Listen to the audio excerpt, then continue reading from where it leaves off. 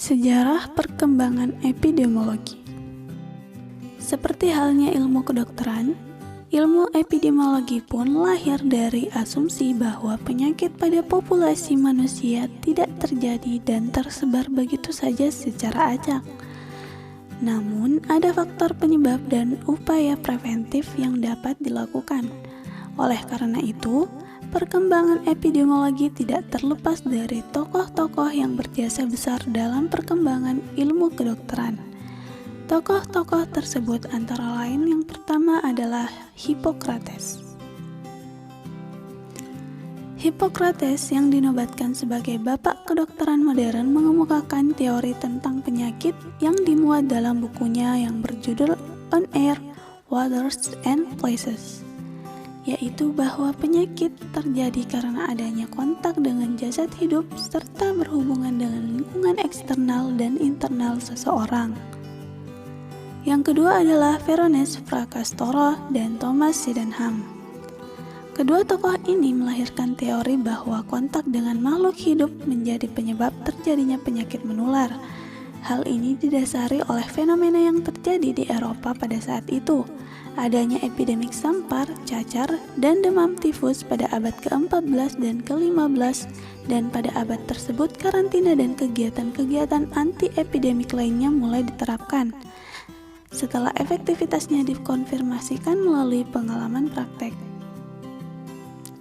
Yang ketiga adalah Edward Jenner, mengemukakan metode pencegahan cacar melalui vaksinasi dengan Vaccinia Cowpox. Yang keempat adalah Louis Pasteur dan Robert Koch, serta Ilya Mechnikov. Adanya penemuan di bidang mikrobiologi dan parasitologi di mana para ilmuwan tersebut berhasil membuktikan mikroba sebagai etiologi penyakit infeksi. Yang kelima adalah Ground, perkembangan epidemiologi dalam aspek analisis kuantitatif morbiditas dan mortalitas. Karyanya diterbitkan dalam buku yang berjudul Political Observations Made Upon the Bills of Mortality. Analisis yang dilakukan dari laporan mingguan kelahiran dan kematian di London, dan untuk pertama kalinya mengkuantifikasi pola penyakit pada populasi. Yang keenam adalah William Farr, mengembangkan sistem pengumpulan data rutin tentang jumlah dan penyebab kematian, sekaligus penerapan data statistik vital untuk mengevaluasi problem-problem kesehatan masyarakat. Dalam teori miasma atau udara buruk, beliau mengemukakan bahwa di dataran rendah insiden kolera tinggi. Karena adanya polusi udara, dalam perkembangan pengetahuan selanjutnya, kematian kolera yang tinggi di dataran rendah bukan disebabkan polusi udara, tetapi karena penyediaan air minum yang terpolusi yang lazim dijumpai di dataran rendah. Ide-ide kreatif tersebutlah yang mengangkat beliau menjadi bapak surveillance modern. Yang ketujuh adalah John Snow. Melanjutkan analisa dari William Farr, John Snow membuat postulat bahwa kolera ditularkan oleh air yang terkontaminasi. Ia mengamati kenaikan angka kematian di London yang mendapat pasokan air minum dari perusahaan Lambert Company dan Southwark Company.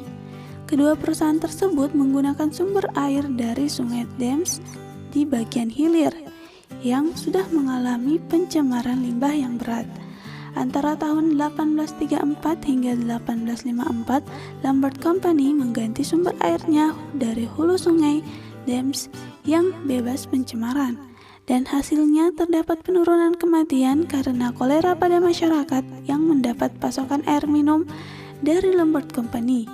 Dari berbagai kajian yang dilakukan, akhirnya John Snow dinobatkan sebagai bapak epidemiologi. Yang kedelapan adalah Framingham. Tokoh ini mengembangkan epidemiologi secara sistematik untuk keperluan desain, pelaksanaan dan analisis penelitian epidemiologi. Hasil penelitian yang terkenal tentang faktor risiko penyakit kardiovaskular telah merancang berkembangnya analisis multivariat dengan analisis regresi logistik untuk mengetahui faktor risiko yang paling dominan. Yang kesembilan adalah Dole and Hill. Dole and Hill berkontribusi dalam riset-riset epidemiologi dan pendemonstrasian efektivitas dan efisiensi studi dengan desain kasus kontrol. Hasil yang diperoleh dari keilmuan epidemiologi dapat digunakan untuk menentukan pengobatan suatu penyakit, melakukan upaya pencegahan, atau meramalkan hasil pengobatan. Perbedaan antara ilmu kedokteran dan ilmu epidemiologi terletak pada cara penanganan masalah kesehatan.